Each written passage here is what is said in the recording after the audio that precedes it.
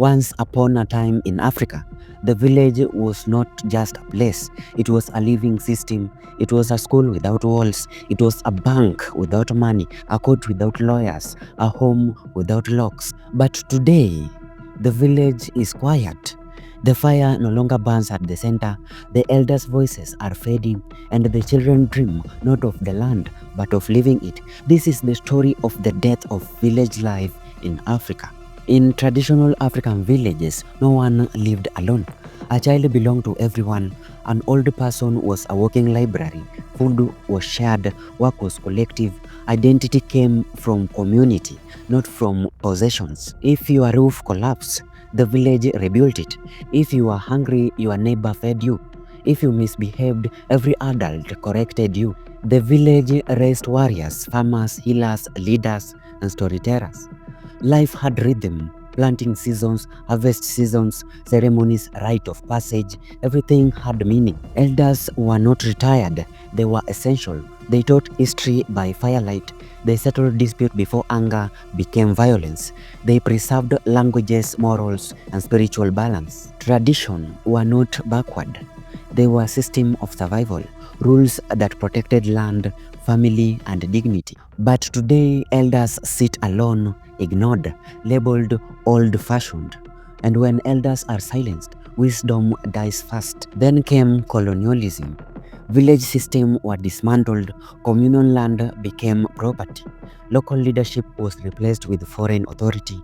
African ways were called primitive. The village was no longer trusted to govern itself. Schools taught children to admire distant worlds and despise their own. Africa was taught to look away from itself.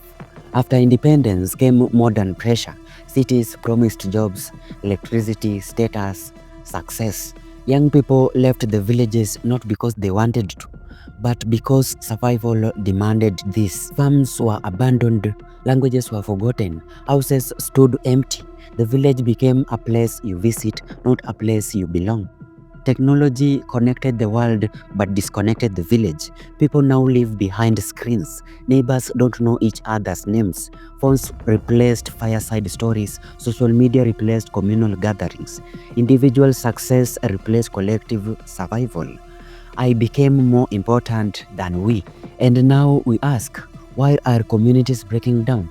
Why is loneliness increasing?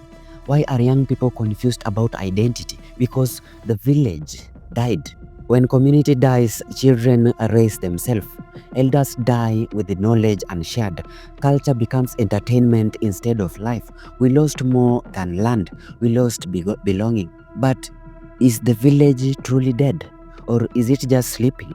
The village is not only soil and hearts. It is values, responsibility, care. It can live in urban neighborhood, in cooperatives, in shared childcare, in respect for elders, in teaching African language at home. We don't need to go backward. We need to remember forward.